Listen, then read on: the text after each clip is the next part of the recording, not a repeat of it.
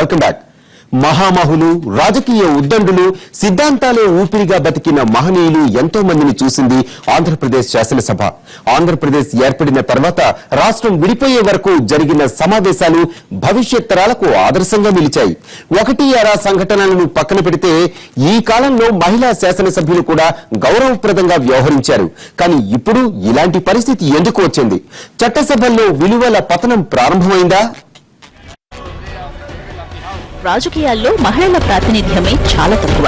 అందులోనూ చట్టసభల్లోకి వచ్చేవారి సంఖ్య మరీ తక్కువ. మహిళలకు సీట్లిచ్చినా గెలిచి అసెంబ్లీలోకి అడుగుపెట్టడం అంత తేలికైన వ్యవహారం కాదు. కుటుంబాన్ని నడుపుతూనే ప్రజల్లో కలిసి తిరగడం, ప్రచారం చేయటం, పార్టీ వ్యవహారాల్లో పాల్గొనడం మహిళలకు సంబంధించినంత వరకు కత్తిమీద సాము. ఇన్ని కష్టాలు పడి అసెంబ్లీలోకి వచ్చిన వాళ్లు గుర్తింపు కోసం అష్ట కష్టాలు పడాల్సిన పరిస్థితి. రాష్ట్రం సమైక్యంగా ఉన్నప్పుడు వైఎస్ ప్రభుత్వంలో గీతారెడ్డి, డీకే అరుణ, సబితా ఇంద్రారెడ్డి, నేదురుమల్లి రాజ్యలక్ష్మి, కొండా సురేఖ మంత్రులుగా ఉన్నారు. వీరంతా సభలో హుందాగానే వ్యవహరించారు. ప్రతిపక్షంలోని మహిళా నేతల్ని కలుపుకుని మహిళా సమస్యలపై ఉద్యమించారు. అంతకు ముందు కూడా ఎమ్మెల్యేలైన మహిళలు ఎక్కడా ఇతరుల్ని తూలనడిన సందర్భాలు లేవు. సభా సాంప్రదాయాలని ఒక చోట కాదు. సభ ఎప్పుడు కూడా రూల్స్ అట్లనే కన్వెన్షన్స్ రెంట్ మీద ఆధారపడి జరుగుతూ ఉంటుంది. ఈ రెంటిల్లో ఏది భిన్నమైనా కూడా ఆ శాసనసభ నలుగురిలో ఇది మాట్లాడుకునేదానికి ఒక వేదిక అవుతుంది తప్ప దీన్ని ఔన్నత్యాన్ని పెంచేటటువంటి వేదికగా మాత్రం మిగిలిపోదు. అయితే వైఎస్ హయాంలో కాంగ్రెస్ మహిళా నేత గంగా భవానీ, టీడీపీ నేత నన్నపనేని రాజకుమారి మధ్య జరిగిన ఎపిసోడ్ అప్పట్లో మహిళా నేతల ప్రతిష్టను దెబ్బతీసింది. వీళ్లిద్దరూ సభ బయట మాటల యుద్ధానికి దిగినా బూతులు తిట్టుకునే స్థాయికి దిగజారలేదు. ఇద్దరి మధ్య కొంతకాలం విభేదాలు నడిచినా తర్వాత తిరిగి కలిశారు. వద్ద వ్యతిరేకులుగా ఉన్న వైఎస్, చంద్రబాబు సైతం ఒకరిపై ఒకరు సవాళ్లు, ప్రతి సవాళ్లు విసురుకున్నా ఎప్పుడూ నోరు జారి స్థాయి తగ్గించుకోలేదు. వైఎస్ ముఖ్యమంత్రిగా ఉన్నప్పుడు కొన్ని సందర్భాల్లో ఆవేశపడినా వెంటనే సర్దుకుని తన వ్యాఖ్యలను ఉపసంహరించుకున్నారు. కొన్ని సందర్భాల్లో ప్రతిపక్ష సభ్యులతో నేరుగా మాట్లాడి చింతిస్తున్నట్టు తెలిపిన సందర్భాలు ఉన్నాయి. ఆంధ్రప్రదేశ్ మాత్రమే కాదు, పార్లమెంటు ఉభయ సభలు, దేశంలోని అనేక రాష్ట్రాల్లో చట్టసభల్లోనూ పరిస్థితులు రోజురోజుకి ఆందోళనకరంగా మారుతున్నాయి. కొన్ని గంటల క్రితం ముగిసిన పార్లమెంటు శీతాకాల సమావేశాల్లోనూ రాజ్యసభలో సభ్యులు వ్యవహరించిన తీరుపై ప్రజల్లో తీవ్ర అసహనం వ్యక్తమైంది. రాజ్యసభలో 10 కోట్ల రూపాయల ప్రజాధనం వృధా అయింది. కాంగ్రెస్ ఎంపీలు ఏదో ఒక కారణంతో పదే పదే చైర్మన్ పోడియం వద్దకు రావడం, నినాదాలు చేయడం అలవాటుగా మారింది. లోక్సభ 115 గంటలు పనిచేస్తే రాజ్యసభ కేవలం 44 గంటలకే పరిమితమైంది. రాజకీయాల్లో విలువ లేనప్పుడు ఆ రాజకీయాల నుంచి పుట్టేటువంటి సభలలో విలువలు ఉంటాయని అనుకుంటే పొరపాటు. శాసనసభ అనేది పొలిటికల్ వ్యాక్యూమ్ నుంచి పుట్టదు. ఈ రాష్ట్రంలో ఉన్నటువంటి, ఆంధ్రప్రదేశ్లో ఉన్నటువంటి ఒక రాజకీయ నేపథ్యం నుంచి పుడుతుంది. ఆంధ్రప్రదేశ్లో ఉన్న రాజకీయ నేపథ్యం ఏంటంటే తెలుగుదేశం, వైఎస్ఆర్ కాంగ్రెస్ మధ్య ఒక కట్ త్రోట్ కాంపిటీషన్. ఆంధ్రప్రదేశ్ విభజన బిల్లుపై చర్చ సందర్భంగా లోక్సభలో పెప్పర్ స్ప్రే చల్లితే రాజ్యసభలో కాగితాలు చించి ప్రధానిపై విసిరారు సభ్యులు. ఉత్తరప్రదేశ్, ఒడిశా, బీహార్, జమ్మూ కాశ్మీర్ చట్టసభల్లో మైకులు విరిచేయటం, కాగితాలు చించి సభ్యుల మీద విసిరేయటం, ఒకరిపై ఒకరు కలబడటం లాంటి సంఘటనలు ఇటీవలి కాలంలో జరిగాయి, ఇప్పటికీ జరుగుతున్నాయి. కానీ ఏపీ అసెంబ్లీలో మాదిరిగా రాయటానికి కూడా వీల్లేని రీతిలో బూతులు తిట్టుకున్న ఘటనలు ఎక్కడా జరగలేదు. చివరకు విదేశాల్లో కూడా ఈ స్థాయి దూషణలు వినిపించలేదు.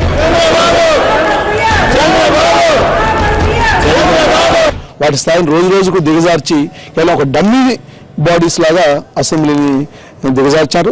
రూలింగ్ పార్టీ చాలా ప్రధాన బాధ్యత వహించాల్సి వస్తుంది. ఎందుకంటే చాలా పెద్ద ఎత్తున చట్టాలు తీసుకొస్తా ఉంది. ఆ చట్టాల యొక్క పర్యవసానాలు చాలా తీవ్రంగా ఉండబోతున్నాయి సమాజం మీద. అలాంటప్పుడు వీలైనంత తక్కువగా సమావేశాలు జరిపి, వీలైనంత తక్కువ చర్చలు జరిపి, ప్రజలకు వార్త తెలిసే లోపలికి అది చట్టం అయిపోయి ఈ క్లాట్ తీసుకొచ్చేటువంటి కల్చరు రూలింగ్ పార్టీ అవలంబిస్తే వచ్చే రోజుల్లో ఆంధ్రప్రదేశ్ ఎక్కువ నష్టం జరుగుతుంది అనిపిస్తుంది. సాధారణంగా అసెంబ్లీ సమావేశాల్లో అధికార ప్రతిపక్షాల మధ్య చెలరేగిన వివాదాలు సభ ముగియడంతోనే ముగిసిపోతాయి. అయితే ప్రస్తుత సెషన్ సృష్టించిన వివాదం సభ నిరవధిక వాయిదా పడిన తర్వాత కూడా కొనసాగుతోంది. స్పీకర్ అనుమతి లేకుండా ఫుటేజ్ ఎలా విడుదల చేస్తారని వైసీపీ ప్రశ్నిస్తుంటే రోజా సస్పెన్షన్ జరిగిన రోజు ఏం జరిగిందో ప్రజలకు చెప్పేందుకే వీడియోలు విడుదల చేశాము అంటోంది ప్రభుత్వం. ఈ వివాదం మరింత ముదరడంతో స్పీకర్ జోక్యం చేసుకున్నారు. రోజా సస్పెన్షన్ పై అన్ని పార్టీల సభ్యులతో కలిపి డిప్యూటీ స్పీకర్ చైర్మన్ గా ఓ కమిటీ ఏర్పాటు చేస్తున్నట్టు ప్రకటించారు స్పీకర్. రోజా సస్పెన్షన్ కాలాన్ని పెంచాలా, తగ్గించాలా, సభలో అసభ్యంగా మాట్లాడిన సభ్యుల విషయంలో ఎలాంటి నిర్ణయం తీసుకోవాలి అనే అంశంపై కమిటీ నిర్ణయం తీసుకుంటుందన్నారు. వైద్యులకు చేయొద్దని చెప్పలేదు, చేయమని చెప్పలేదు. Because that is the right of the member. దానికి నా ప్రమేయం లేదు. I want categorical because speaker గా నాకు తెలిసి చిత్తశుద్ధితో పనిచేస్తున్నాను. తెలియక ఏదైనా పొరపాటు జరిగితే చెప్పలేదు. Point out. ఎందుకంటే పార్లమెంట్ లో చూసాం, పార్లమెంట్ స్పీకర్ గారు ఒక చిన్న మాట జరిగినందుకు పశ్చాత్తాపం వ్యక్తం చేశారు. తప్పులేదు, కానీ తెలిసి చేయాల్సిన అవసరం నాకు లేదు. ఆ స్థానంలో ఆ స్థానం యొక్క విశిష్టతని బాధ్యత ఇతరులు మనం చేయాల్సిందంటే కానీ వీరు చేయాల్సింది నాకు లేదు. బికాస్ 35 years లో నేను చూసినటువంటిది, నేర్చుకున్నటువంటిది, దాన్ని వైలేట్ చేసే ప్రసక్తే లేదు. ఆ విషయం రాదు నాకు. స్పష్టంగా నా ఆదేశాలు ఇచ్చేంత వరకు ప్రొసీడింగ్ సంబంధించినటువంటి స్క్రిప్ట్ కానీ సీడీ కానీ ఎవరికి ఇవ్వడం చెప్పాను. కానీ సోషల్ మీడియాలో వచ్చినాయి. ఇది చాలా దురదృష్టం. ఎవరు చేసిన బాధ్యత రాయించారు. దీని మీద I started enquiring various people. నా లెజిస్లేటివ్ జీవితంలో, రాజకీయ జీవితంలో ఇలాంటి దృశ్యాలు కొంచెం బాధ అనిపించింది నాకు. అందుకే కూడా స్పీకర్ స్థానంలో ఉండి అలాంటివి చూడటం చాలా ఆవేదన కూడా కలిగించింది. రోజా సస్పెన్షన్ పై న్యాయ పోరాటానికి సిద్దమైంది వైసీపీ. కోర్టులో తేల్చుకోవడానికి సిద్దమేనంటోంది అధికార పక్షం. పరిస్థితి చూస్తుంటే ఈ వ్యవహారం మరింత రాజకీయంగా కనిపిస్తోంది.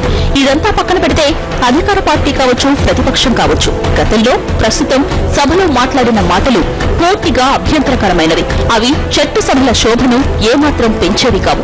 శాసనసభ్యుల తీరు పట్ల ప్రజలు ఏమనుకుంటున్నారో తెలిస్తే ఇలా ప్రవర్తించరేమో. మరో 3.5 ఏళ్లకైనా సభ్యులు ప్రజల వద్దకు వెళ్లాల్సి వస్తుందనే వాస్తవం గుర్తెరగడం తక్షణ అవసరం.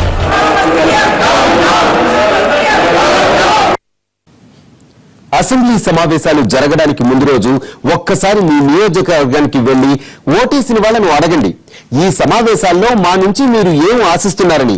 కొన్ని వేల సమస్యలు వినిపిస్తాయి. అలాంటి వాటిల్లో ఒక్కటైనా మన చట్టసభల్లో పరిష్కారం అవుతున్నాయా? అయ్యే అవకాశం ఉందా? గౌరవ శాసనసభ్యులారా, ఆలోచించండి. ఇది వాటి story board. Keep watching NTV.